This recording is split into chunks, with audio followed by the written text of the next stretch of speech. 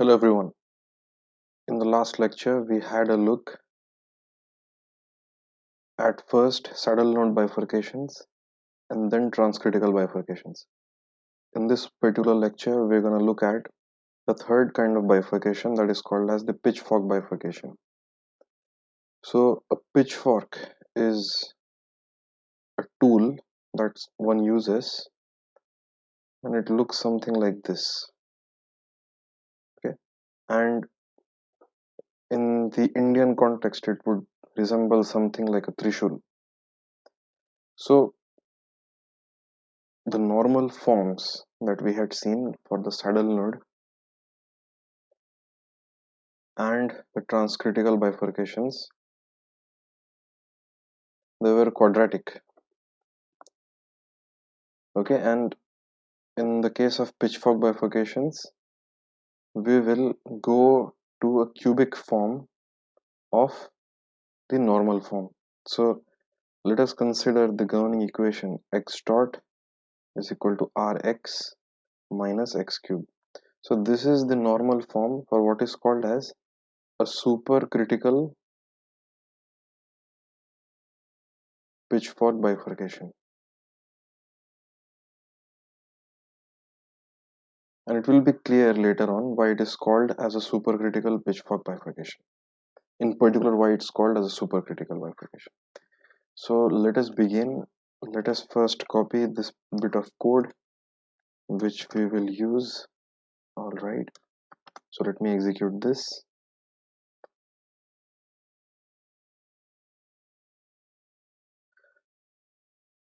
So we'll also require this particular code. We'll also make use of this cell where we will simply change the functions that we were using. So recall that we had used this particular snippet in order to study a transcritical bifurcation, and the good thing about using Python is we can reuse various snippets. You can reuse various snippets of any kind of programming language that you want, but in the case of Jupyter Lab we can have a very quick look into what's going on.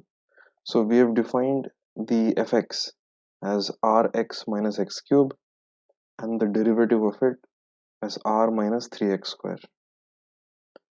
Okay, so once again, let us give an additional guess point. Because it's a cubic equation, we expect 3 roots. So even before going into the code, we can check out what the fixed points are. So fixed point corresponds to x dot equal to 0. So 0 equal to r x minus x cube, which implies x times r minus x square is equal to 0.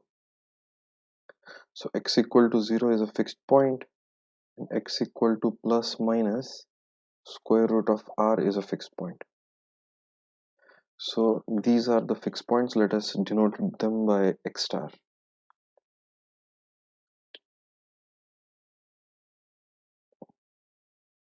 So when r is negative, x equal to 0 is the only fixed point. When r becomes positive, apart from x equal to 0, we have x equal to plus minus square root of r. So these are the two additional fixed points. What about the stability at the fixed points? If you recall, the stability of the fixed points is determined by the derivative of the function on the right hand side with respect to x. So this is equal to r minus 3x square. So when we substitute x star equal to 0,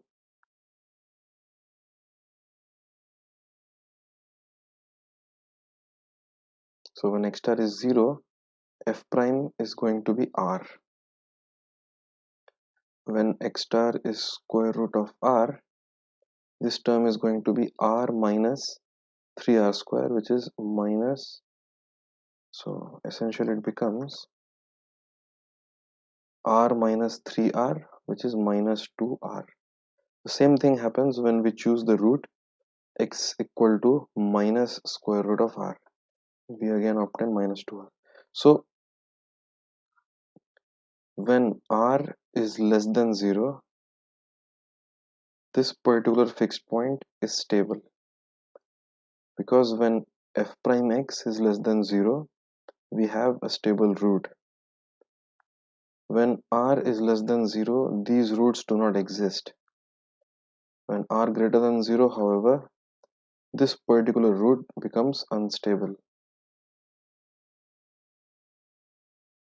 because r greater than 0 implies f prime at x star is greater than 0. However, these two roots are stable. So thus we have a bifurcation diagram. So r less than 0, this is the root and this is stable. When r crosses 0, these two branches become stable and this is unstable. And this diagram resembles a pitchfork when it is kept on its side, and hence it is called as a pitchfork bifurcation.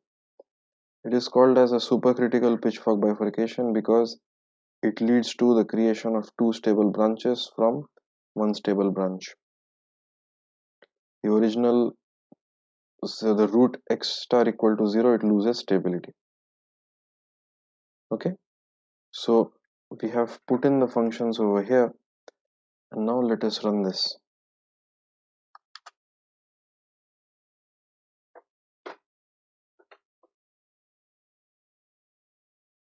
So it takes a bit of time. Okay, so great. We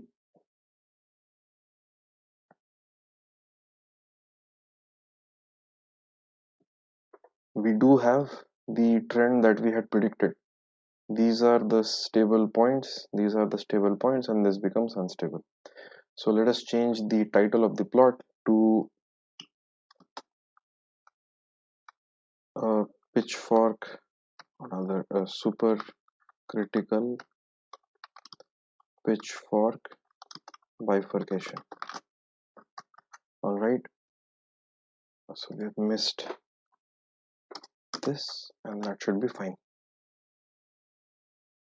So let us visualize how this entire thing would actually look like if we were to plot the right hand side of this function as a function of r. Okay, so let me copy this, let me make a new cell.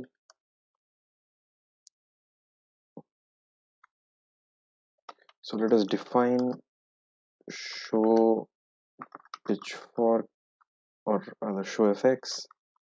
Let r be the input to this function. Let us wrap this inside the code and let x be np dot linspace -2 to 2, and let y is equal to show fx of, or rather show, there should be f of x comma r. Let us then plot it, and let us wrap it inside an interactive widget.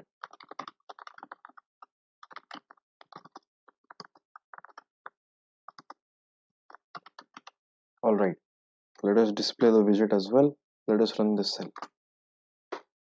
Okay, so let us make the x-axis as well. So when r is equal to 0, there is exactly one root. When r becomes positive, there are two roots. Alright, so there are two roots, and let us go quickly to our notebook and see what we have already discussed.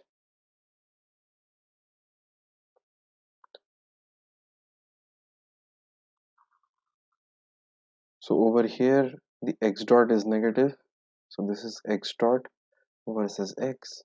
So over here x dot is negative, so it's attracting, sorry, x dot is positive, and so it's attracting all the points on this line would be attracted towards this point. Over here x dot is negative, so all the points would be attracted towards this point. So this is a stable or a stable fixed point. So over here the points go towards the right because x dot is positive. Over here x dot is negative, so points go towards the left. So again these are stable fixed points, and this is an unstable fixed point. And what about the case where r is negative? We only have one intersection point, something like this.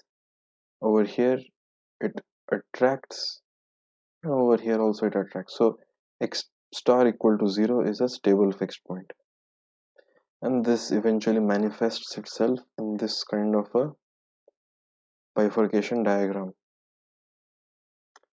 So while this particular algebraic form of the ordinary differential equation is typical for a supercritical pitchfork bifurcation, there can be other kinds of function, and the key point is to have a cubic behavior, and a cubic behavior is sort of quantified by one root or three roots.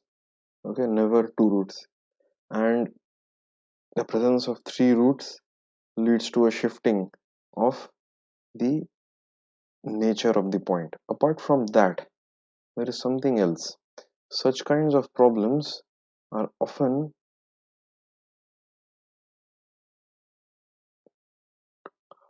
dictated by a certain symmetry.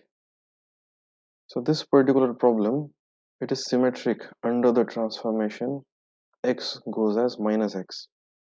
So if you substitute all of this, so this point becomes minus x star, this becomes minus rx, and this becomes plus x cube, and it's the same as x dot equal to rx minus x cube.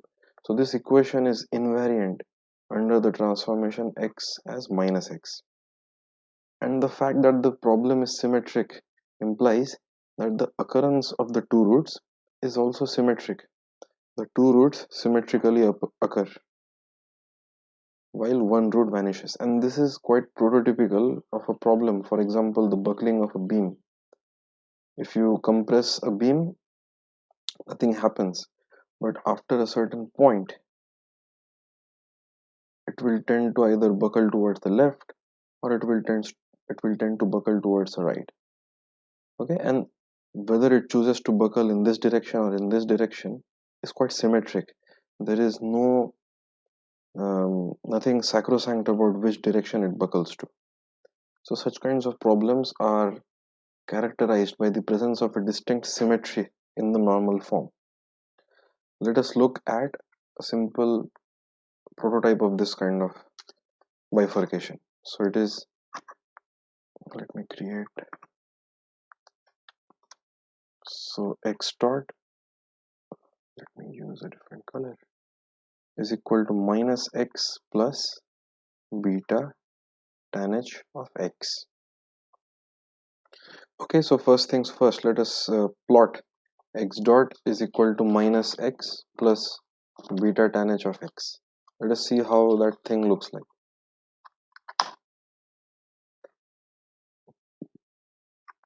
Let me copy this, let me paste it over here.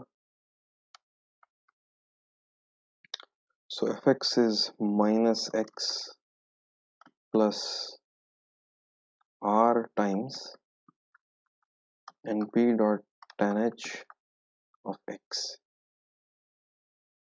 Okay, so let us run this particular cell and see the widget. Okay, so this is sigmoidal behavior for negative r, and as r becomes positive, we have the occurrence of three roots, 1, 2, 3, and the occurrence of three roots is in such a way that the fixed point x equal to 0 changes its nature from being an attractor to a repeller.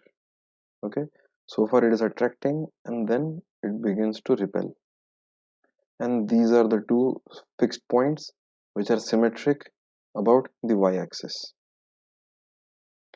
So let us try to make the bifurcation diagram corresponding to this kind of a vector flow.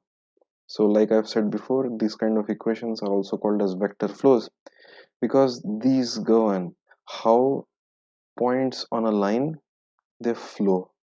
Okay, so if it is like this, all these points would flow towards the right, all these points would flow towards the left.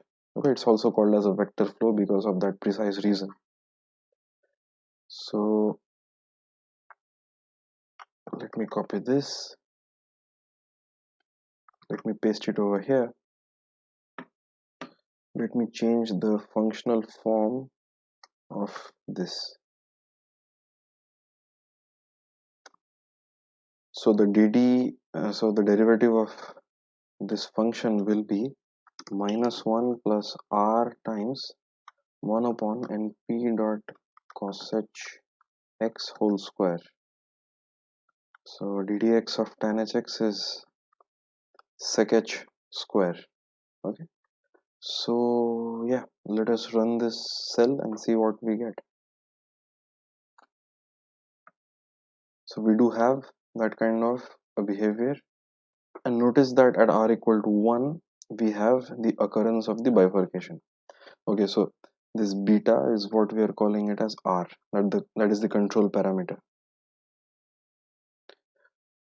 So what are the fixed points? So the fixed points are corresponding to x dot equal to 0, that is minus x plus beta tan h x is equal to 0.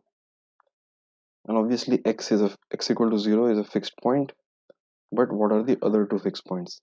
It's not easy to say because this is sort of a transcendental equation, but we can interpret this as following. It is x equal to beta tan h of x. So if we plot x versus these curves, so this is the function y equal to x, that is the left hand side, and tan h function looks something like this.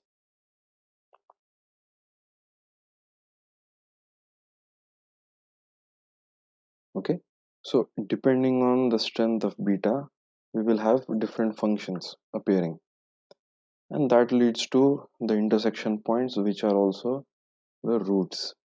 And obviously this problem has a very distinct symmetry. All right, so why does the um, why does it occur at r equal to 1 is something which I'll let you think about. Okay, but just to be just to give you a hint, you can analyze this particular cell to find out what's really going on. So over here we don't need this function for now. Let us plot x comma x and plt dot plot x comma and p dot tan h of x times r. Let us see the interactive widget. Okay, so two roots. Once it becomes tangential at r equal to 1, there is only one root, and then obviously there's only one root. Okay, so think about what's going on. Okay, so this will help you in formulating some kind of a reason towards assessing why r equal to 1 in particular yields the pitchfork bifurcation. Let us now turn our attention towards subcritical bifurcation. So the next thing that we're going to look at is the subcritical pitchfork bifurcation. And by subcritical it means that upon changing a certain parameter you will have less fixed points than you had earlier. So we expect it to be sort of a inverse. So supercritical had, let us go back, from one stable root or fixed point we had two stable fixed points, so we increase the number of fixed points. In the subcritical we'll see what we have. Okay, so the normal form of the subcritical bifurcation is x dot is equal to rx plus x cube. Okay, so let us take this particular code and let us see how this looks like. Okay, so let us change this functional form.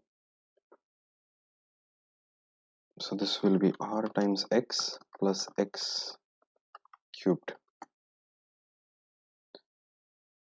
Okay, so when r is positive, we have only one fixed root, and when r is negative, we have three fixed points. And what happens? What is the stability of the fixed points? You should be able to just look at it and tell that okay, this origin is attracting and this is repelling. And so this is the case where r is less than 0. When r is greater than 0, something like this, there's only one fixed point, it looks something like this.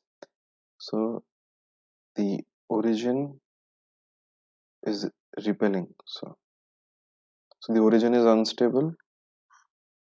So this fixed point x equal to 0 or x star equal to 0 is unstable,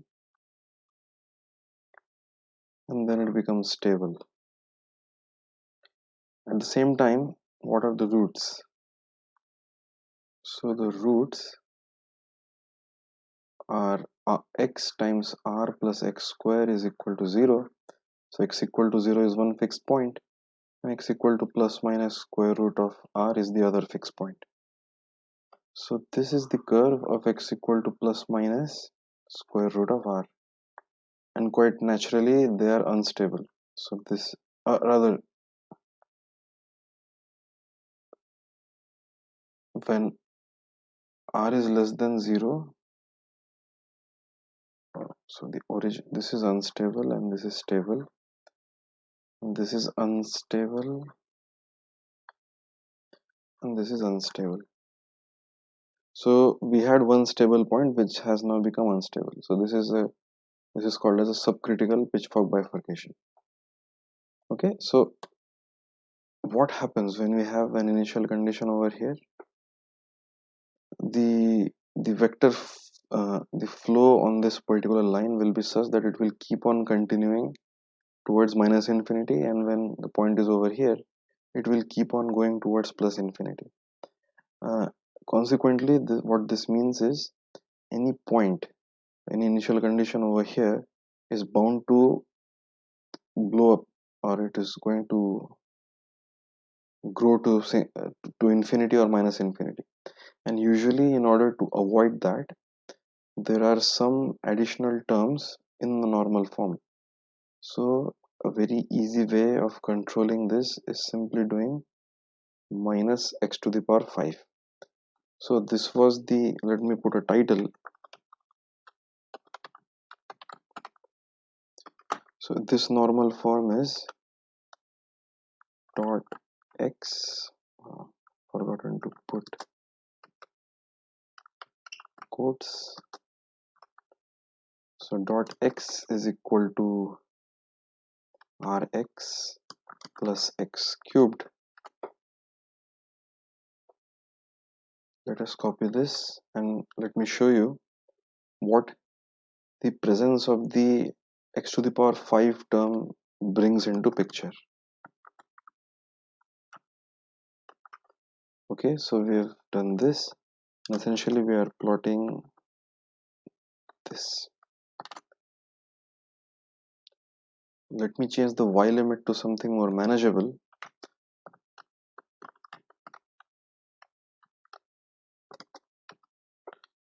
Let me increase the number of points. Okay, so when r is equal to 0, we have 3 roots, 1, 2, 3.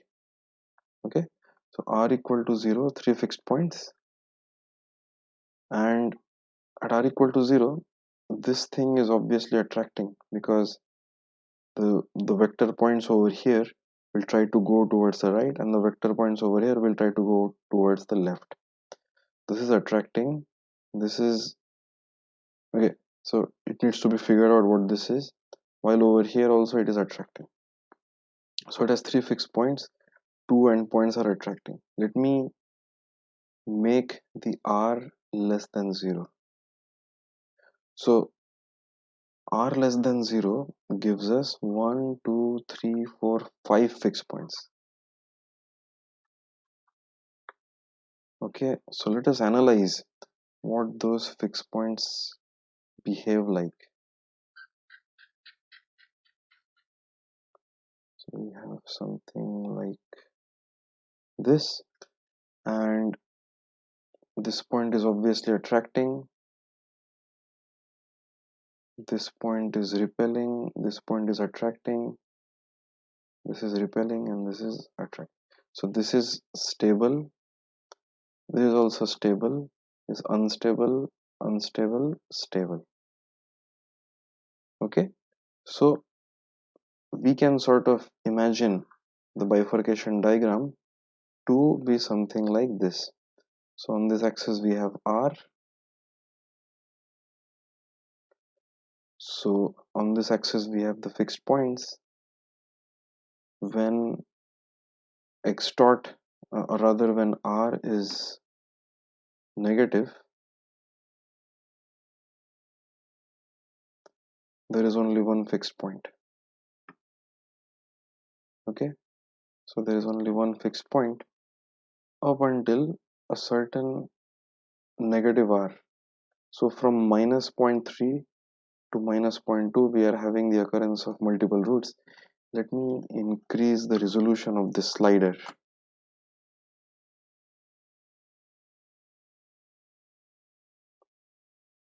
Okay, so at r equal to minus 0.25 we have 1, 2, 3 roots. Okay, so r less than this we had only one root, and r equal to 0.25 we have the occurrence of 3 roots.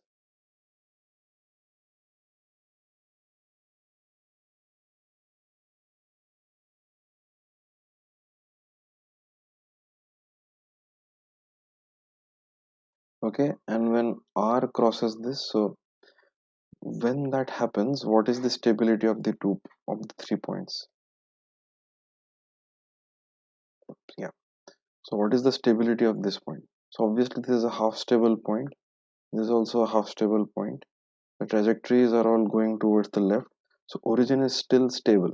Okay, the trajectories will go towards the left, towards the right, so the origin is still stable. And what about these points? They're half stable, but when we increase it further, then these end points they are stable, but these intermediate points they are unstable. Okay, so the curve actually looks something like this.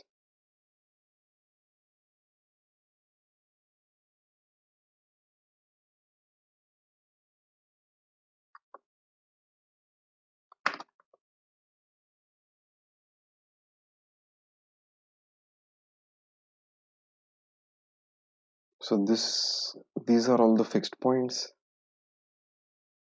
Till here the origin is stable, then over here also the origin is stable, but these particular roots, they are unstable, but these roots are stable. Okay, so we have 5 roots over here on this axis.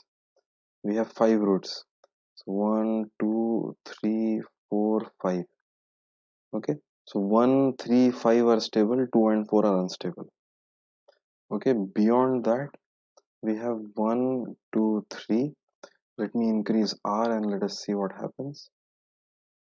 Okay, when you increase r, we have only 3 roots, and this is stable, and this is unstable. So the origin becomes unstable. Okay, so we have a whole lot of things going on. Let us find out the bifurcation diagram numerically. For this, we can simply reuse the same snippet. No harm done. Let me go over here. Let me change the functional form. So this is r times x plus x cubed. This is going to be r plus 3 times x square. Okay, so this is going to be a subcritical Pitchfork bifurcation. There you go. So there was a stable point, it became unstable, and these are the two other unstable branches. What happens when we put the additional term? This term is basically to make some far boundaries well behaved. Because of this x to the power 5 behavior, roots which would fly off to infinity and minus infinity, they are now bounded. Okay, if these roots were not there, obviously the initial condition would fly off to infinity and fly off to minus infinity.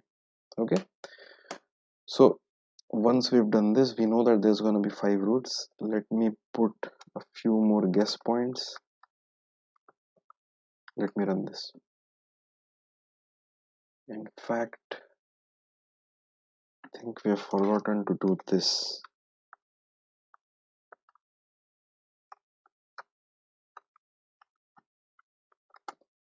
Okay, so there's something which is going on. Let us use more points. R has to have a sufficient resolution. So RA must have, say, 200 points.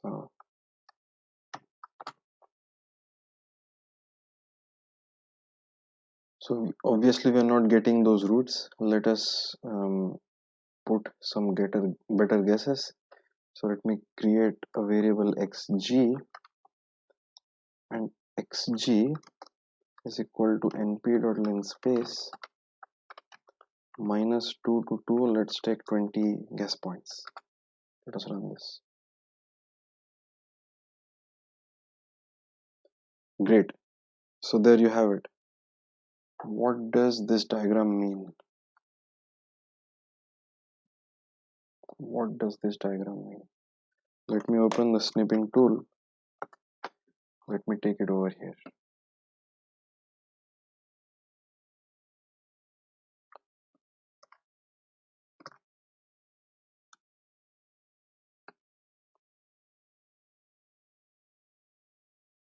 So these are the stable fixed points. These are the unstable fixed points. These are the stable branches. This is unstable, this is stable, and this is also stable. So if I have this parameter r, suppose I choose this parameter r. So suppose r equal to 1. Let us go over here. Oops. Let us go over here and set r equal to 1. Now at r equal to 1, quite obviously, the far roots are the stable ones while the origin is unstable. Okay, so this makes sense. Let us now choose r equal to 0.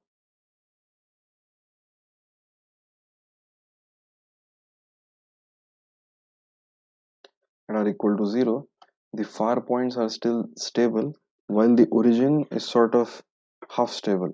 Okay, so this is stable, origin is half stable. Let me reduce this. So now we have zones over here. In fact, let me reduce the r range from minus 0.5 to 1. Okay, we don't need so many control parameter points.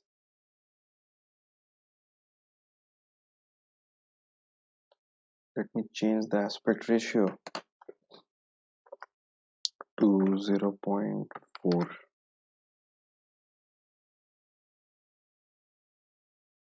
Yeah, so let me create a new snip so that we can discuss this better. Let me copy this. Yeah, okay.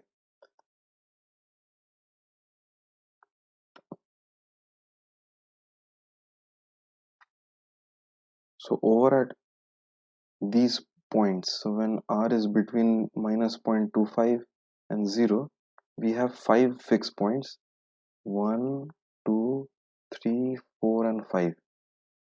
Okay, so these are the 5 fixed points, and out of that the far branch is stable the inner branches are unstable while the origin is stable.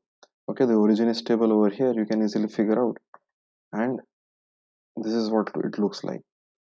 Now when we keep reducing r, then again we have only one root and the origin is stable. Okay, so if we were to look at this branch, okay, if we were to look at this branch in its totality, if we were to have this stable point, and if we were to change the control parameter from that stable point, what would happen to this fixed point, not the stable point, to this fixed point? So if we have this particular value of r, so the fixed point is over here. If I now reduce the value of r, the fixed point will still slide along this particular branch. This will be the fixed point. Then if I reduce the value of r further, this will be the fixed point, this will be the fixed point. So when we are already on some fixed point branch, okay, when we are already using a solution in which the initial condition gives us this particular fixed point, okay, we have this particular fixed point, and when we are reducing the value of r, we are sort of sliding on this particular branch up until this point. Now at this point, when we reduce the value of r further, it will simply jump from this branch to this stable branch. Okay, and then it, as we reduce r further, it will move along this. Let us again take a look. When r is large, the origin, so this, suppose we focus on this point. Okay, this is that stable solution. This is the fixed point which corresponds to this equation. As r is reducing, look at the stable point, how it is shifting. It is reducing, it is reducing. What I mean is, look at, focus on this particular point. It is moving, so the value of the fixed point is reducing. Okay, let me go again. So it's reducing, reducing, reducing, reducing, and then suddenly now it becomes half stable, and then it it suddenly, whatever fixed point was here, it suddenly jumps to the origin. This is what is happening, it suddenly jumps to the origin. It does not have access to these fixed points. Okay, it never goes to the unstable branch. Okay, once again, you just focus on the right fixed point. This is reducing, reducing, and at this point, let me increase the resolution of r further. Let me make it something like this. Okay, we start off with this. The fixed point is shifting towards the left, meaning that the fixed point is reducing. So it is reducing.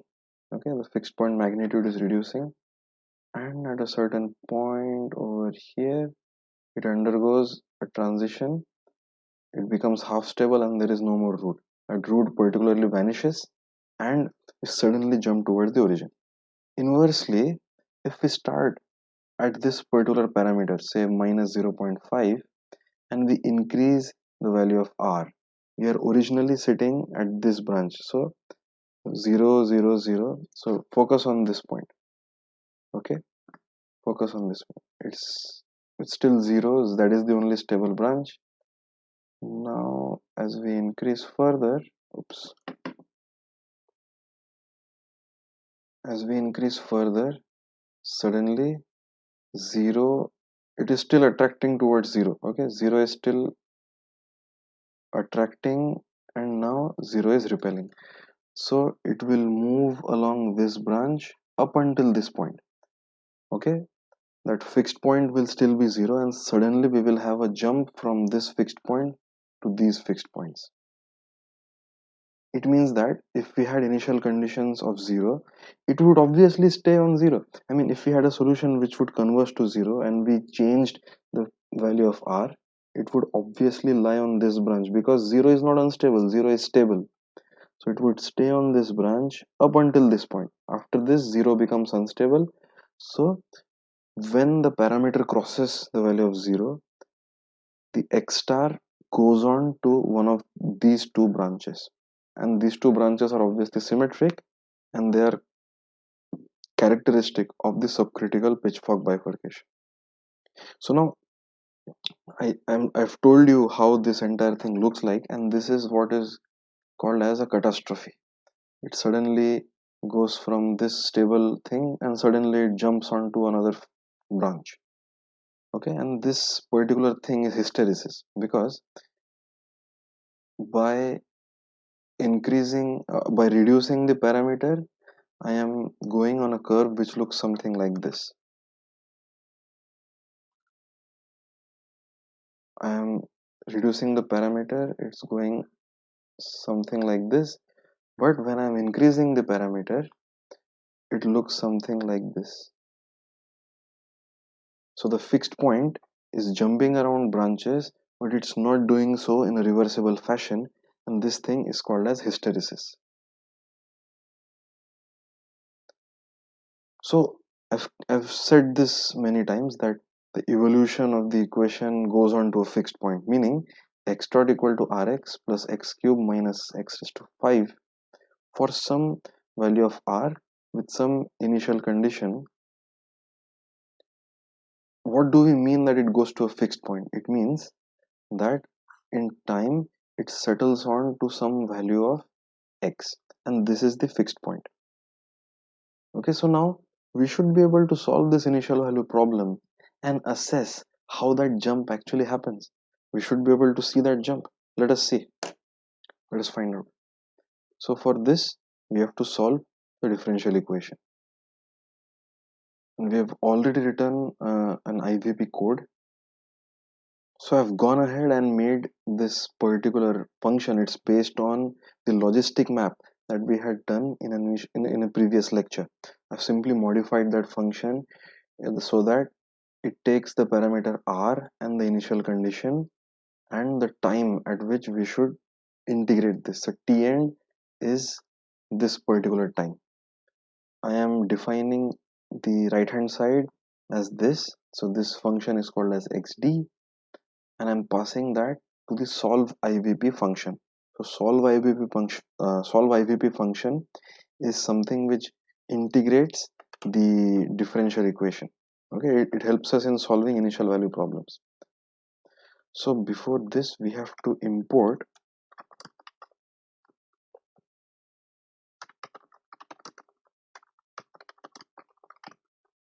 solve IVP from scipy.integrate. Okay, so this is how we pass the arguments to this. So the slider, it contains a slider for r. Let me go from minus 0.5 to 1, or say 0. We can go to 0.5 also, because by 0.5, in fact we can go to 0.2 as well. It makes not a big difference. Let me take 0.01. Okay, let us take initial conditions going from minus 0. Or let us take initial conditions from 1 to 5 in steps of 0.1. Okay, t end takes steps from 10 to 50 in steps of 10. So let us run this. Oops. So this has to be plot subcritical. So that's the danger of reusing code. If you make changes in one name, make sure you make changes everywhere. Okay, there's still some error. We have not yet run the cell, so we have not imported solve IVP. Okay, so now we have it. So let us look what happens. When we have an initial condition of 1, the function for this particular value of, let me make it 0.4. Okay, so when r is 0.4, when r is 0.4, I'm plotting the the last point that the solution returns. Okay, so by that I means that when the solution returns me this entire array, I'm fetching this last value and I'm plotting it, because that last value, if it asymptotically converges towards that point, then it is the fixed point. Essentially, this entire value of x is the fixed point. So that fixed point is 1.137420. Okay, so I'm plotting that as well. Now with that fixed point, I am able to see that when x is equal to 1, I am reaching that fixed point. Okay, so let me erase some of these lines. Okay, so when r is 0.4, I am reaching this fixed point, and obviously this fixed point is 1.1 something, which checks out. Now let me slowly reduce the value of r. Look, the value of the fixed point is also reducing. In fact, to better assess that, let me fix the y-axis. Let me fix it from minus 1.2 to 1.2. So then that the y-axis is locked. Okay, so when it is 0.4, this is the value. When we reduce, the value of the fixed point is reducing. Okay, it is reducing, it is reducing. Now we are reaching r equal to 0. No problem, we are still reducing, reducing, reducing. Okay, everything's fine till now. It is still reducing. So now what is happening? We are sliding along this curve. We are obtaining fixed points. So all these points are obtained using an initial condition of 1. Okay, but we are still reducing r. The fixed point is still reducing. Look, this is the x star equal to 1 line. So we are still reducing r. We are at minus 0.1. Okay, somewhere over here we'll still reducing, and we expect to reduce up until 0.75. Let's see whether that happens or not. Still reducing, still reducing, still reducing. We are coming close to the fixed point of 0.75. Now what happens? Now what happens? We've reached this point. Now we expect that once we reduce r further, we will suddenly jump onto this curve. We should suddenly see the fixed point of this system to jump to 0. Okay, look, I have reduced r further. Now it is taking this path and it is asymptoting to 0. So the final value of this equation, the asymptotic value of this equation, is going towards 0. Let me increase the size further. Okay, if at all I think that it has not reached the asymptote, let me increase the t end. Increasing the t end will clearly show that it is trying to go towards the asymptote. So we have successfully shown that this particular branch jumps to this particular branch in a catastrophic manner. Okay, you can see how the curve asymptotically goes to 0 just by sliding the parameter. Remember that this entire branch we have obtained by using an initial condition of 1.0, because when we started the set of simulations, we started with a parameter of r equal to 0.4, and we started off with an initial condition which gave us that final value of x, that is the fixed point for this value of the initial condition. Actually, let us do this again. It should not depend on the initial condition at all. Let me change this. Okay, so it's independent of the initial condition. Even if I change this, the asymptotic value is independent, because those initial conditions sort of settle on asymptotically to that fixed point. Okay, so let me start with a different initial condition. Let me reduce this. So you see, it's again doing that thing. The fixed point is reducing, that is the asymptotic value of x is reducing, and at a certain point it will catastrophically drop to 0. It is reducing, reducing, catastrophic drop to 0. Okay, I hope it's clear. Now let us do the inverse. Let us start with an initial condition over at this point which starts at 0, and let us increase the value of r. Let us see what happens. So let me in fact give these initial conditions from minus 0.1 to 0.5. Okay, so what I'm trying to do is to find out the other hysteresis branch. Okay, let me choose some negative value of r and x naught as 0.2. So now we will start with the other branch. We will start, so let me rub this off. And if you're not convinced about whatever is going on, you can try all these things, you can make the sliders on your own. And what the other thing that you can do is watch this video again and get a feel of it, because this is quite important. Understanding hysteresis is quite important. So now we start over here. Okay, for a negative value of r, for initial condition of 0.2, we have an asymptotic value of 0. Now what we expect, keeping the same initial condition, when we increase the value of r, we should stay on the same branch. Let's see whether the equation still asymptotes to 0. We are increasing r, it still asymptotes to 0. Still asymptotes to 0.